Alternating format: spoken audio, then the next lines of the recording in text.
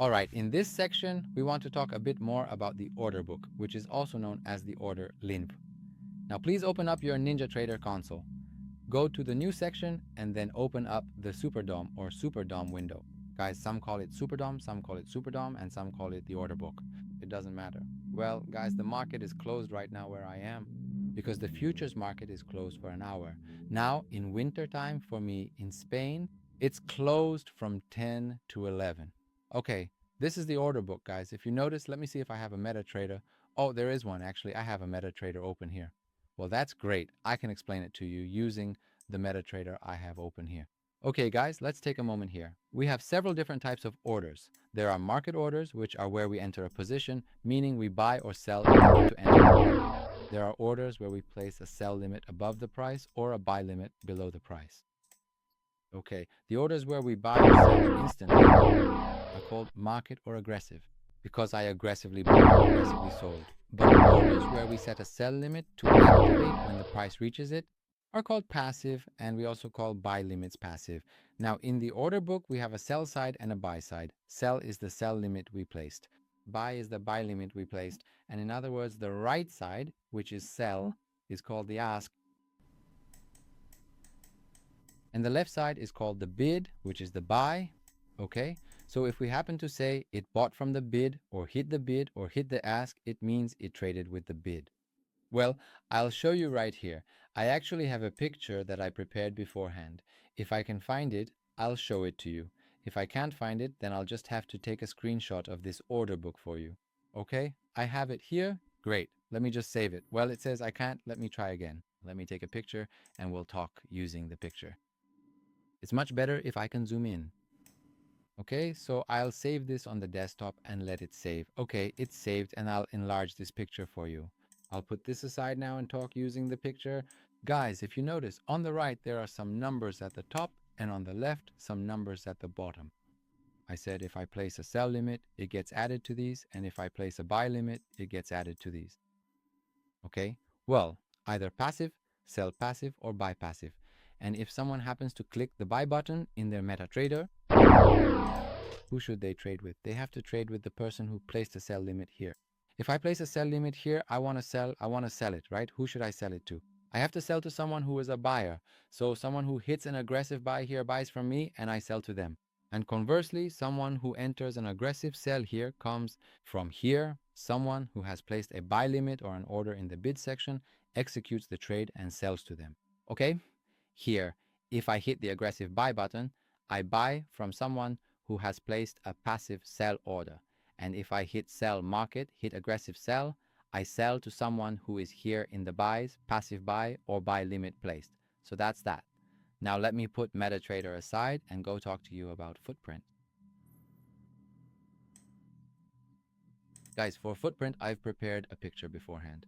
If you notice, in level 1 data, we have a candlestick that doesn't give us much information, just candle color, high, close, open, low. But in our footprint chart, we see more depth. We look at the buy volume and sell volume. So our charts from now on change from the left side to the right side.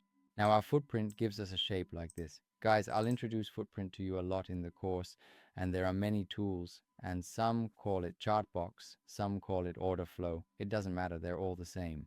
Okay, so if you suddenly see somewhere they say chart box or order flow, it's this. The chart is this.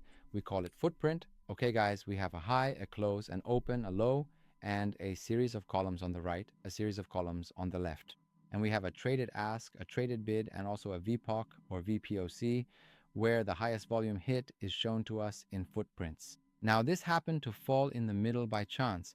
Almost. The volume could be low. The highest volume in a candle could be exactly at the tip of the shadow. It could be anywhere. Wherever the highest volume hits, they tell us that's the VPOC or VPOC, okay? Well, now, if someone enters an aggressive buy in their MetaTrader, right? As I said in the first part, they trade with this person here who has placed a passive sell or sell limit, and their volume sits here on the right side of the footprint in the right column. And if someone enters an aggressive sell and trades with this person on the left, it comes and sits on the left side of the footprint. So the right side of our footprint became the buys, and the left side of our footprint became the sells. What sell? Aggressive buy and aggressive sell, buy market and sell market. Someone who places a limit, well, they're no longer shown in the footprint. It's not shown for us here. What does that mean?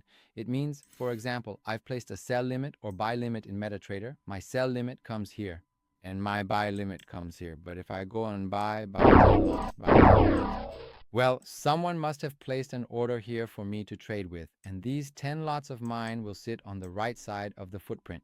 And if I hit an aggressive sell for 10 lots, it'll sit on the left side. Guys, if you notice here, you can see one, well, since the market is closed, it's empty here, but it should always be there. And I think it became empty when the market closed. And now if you see 2557, is because the market has closed. Otherwise, on the S&P, these should be at least, say, 200, 300, 400, 500, okay?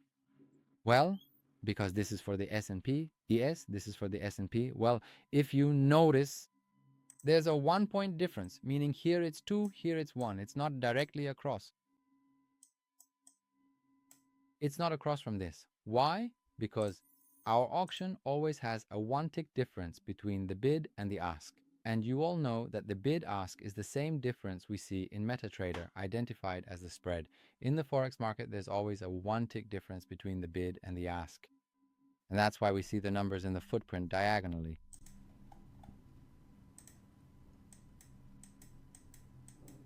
Why? Because in an auction or in trading, there's always a price above and below. I mean, if you want to place a passive order, you have to place it here. To place a passive buy, you must place it here. You can't place a passive order exactly at the current price. At the current price, you can only enter with a market order, okay?